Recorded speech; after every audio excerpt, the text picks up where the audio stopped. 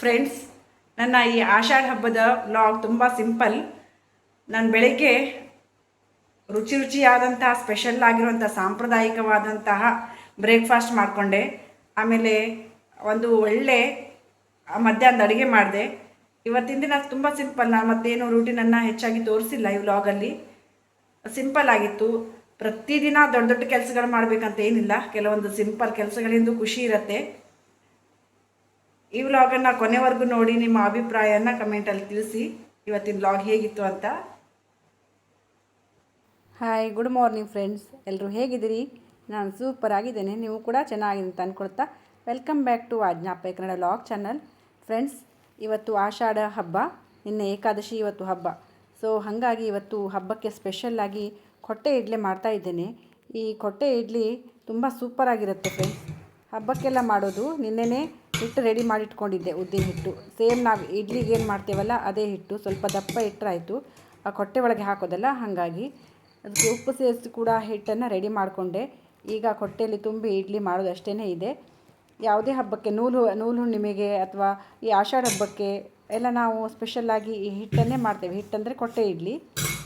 ಈಗ ನಾವು ಈ ಕೊಟ್ಟೆಯಲ್ಲಿ ತುಂಬೋಣ ಇಡ್ಲಿನ ಹಿಟ್ಟನ್ನು. ಹಬ್ಬಕ್ಕೆಲ್ಲ ಮಾಡಿದ್ರೆ ತುಂಬ ಚೆನ್ನಾಗಿರ್ತದೆ ಫ್ರೆಂಡ್ಸ್. ಮನೆಯಲ್ಲಿ ಎಲ್ಲರೂ ಇಷ್ಟಪಟ್ಟು ತಿಂತಾರೆ. ಇದು ಇಡ್ಲಿ ಸೇಮ್ ಇಡ್ಲಿ ಥರನೇ, ಆದರೆ ಈ ಹಲಸಿನ ಎಲೆದು ಫ್ಲೇವರ್ ಬರುತ್ತಲ್ಲ, ಅದು ಚೆನ್ನಾಗಿರುತ್ತೆ. ಯಾವುದಕ್ಕೆ ಯಾವ್ದು ರುಚಿ ಎಲ್ಲ ಹಾಗೆ ಇರುತ್ತೆ ಅಲ್ವಾ. ಸಾದಾ ಇಡ್ಲಿ ಮಾಡಿದ್ರೆ ಅದೇ ರುಚಿ ಬೇರೆ, ಈ ಹಲಸಿನ ಎಲೆ ಕೊಟ್ಟೆಯಲ್ಲಿ ಹಾಕಿದರೆ ಇದರ ರುಚಿನೇ ಬೇರೆ. ಇದು ಪೂರ್ತಿ ತುಂಬಾರ್ದು, ಅರ್ಧ ಅಷ್ಟೇ ತುಂಬಬೇಕು ಅಥವಾ ಮುಕ್ಕಾಲು ಭಾಗ ಅಷ್ಟು ತುಂಬಬೇಕು. ಅದು ಬೆಂದ ಮೇಲೆ ಪೂರ್ತಿ ಮೇಲುಗಡೆ ಬರ್ತದೆ, ಹಾಗಾಗಿ ಅದು ಅರ್ಧ ಅಥವಾ ಮುಕ್ಕಾಲು ಭಾಗ ಅಷ್ಟೇ ತುಂಬೋದು. ಸ್ವಲ್ಪ ಮಾಡ್ತಾ ಇದ್ದೇನೆ, ಒಂದು 8-10 ಅಷ್ಟೇ. ಕೆಳಗಡೆ ಒಂದು 4 ಇಡ್ಲಿ ಕೊಟ್ಟೆ ಹಾಕಿದೆ, ಮೇಲೊಂದು 4.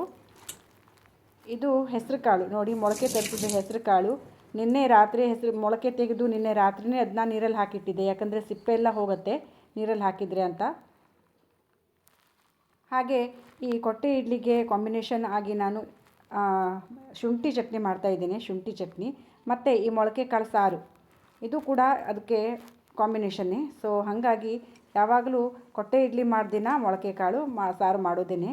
ನೋಡಿ ಇದೆಷ್ಟು ಹೀಗೆ ಫುಲ್ಲಾಗಿ ತುಂಬಿದೆ ನೋಡಿ. ಮತ್ತು ಪೂರ್ತಿ ತುಂಬಿದರೆ ಇನ್ನೂ ಚೆಲ್ತಿತ್ತು. ಸೊ ಕರೆಕ್ಟಾಗಿದೆ ಇದು. ನೋಡಿ ಎಷ್ಟು ಚೆಂದ ಕಾಣಿಸ್ತದೆ. ಟೇಸ್ಟ್ ಕೂಡ ಹಾಗಿರುತ್ತೆ ಫ್ರೆಂಡ್ಸ್.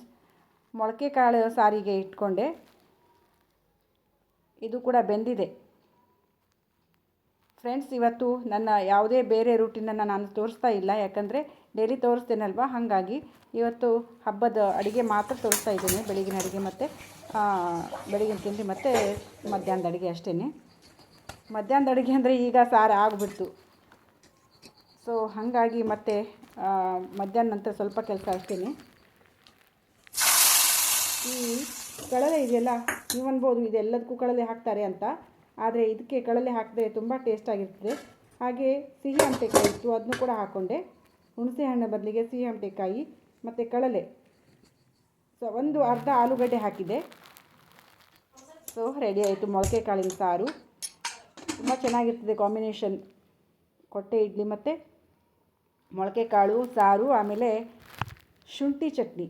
ಸೂಪರ್ ಆಗಿರ್ತದೆ ಫ್ರೆಂಡ್ಸ್.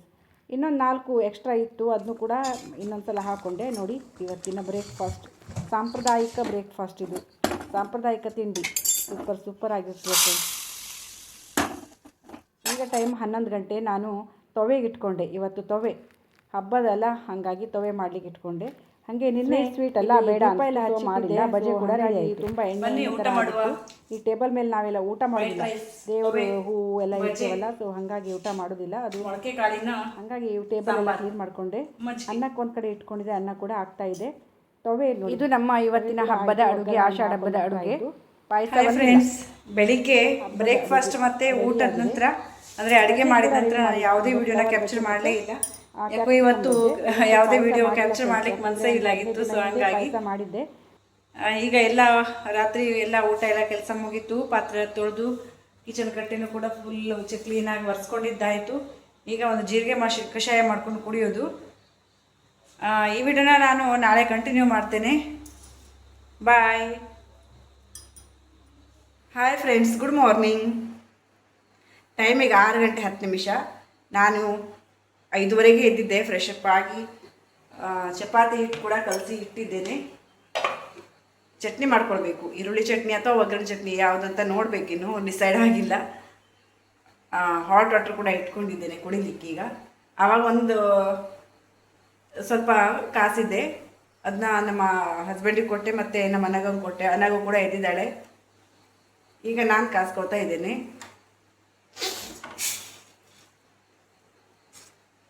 ಹಾಗೆ ಕೋಸಂಬರಿಗೂ ಕೂಡ ತೆಗೆದಿಟ್ಟಿದ್ದೆ, ಸೌತೆಕಾಯಿ ಮತ್ತು ಕ್ಯಾರೆಟ್. ಯಾರೂ ತಿನ್ನೋದಿಲ್ಲ, ನಾನೊಬ್ಬಳೇ. ನಮ್ಮ ಅನಗ ಕೇಳೋದು ಬೇಡ ಅಂತಾಳೆ, ನನ್ನ ಹಸ್ಬೆಂಡು ಬೇಡ ಅಂತಾರೆ. ಸೊ ನನಗೆ ಮತ್ತು ನಮ್ಮ ಅತ್ತೆಗೆ, ಅದಕ್ಕೆ 1 ಕ್ಯಾರೆಟು ಅರ್ಧ ಸೌತೆಕಾಯಿ ಅಷ್ಟೇ. ಈಗ ಬೇಗ ಬೇಗ ವಾಕಿಂಗಿಗೆ ಹೋಗಬೇಕು.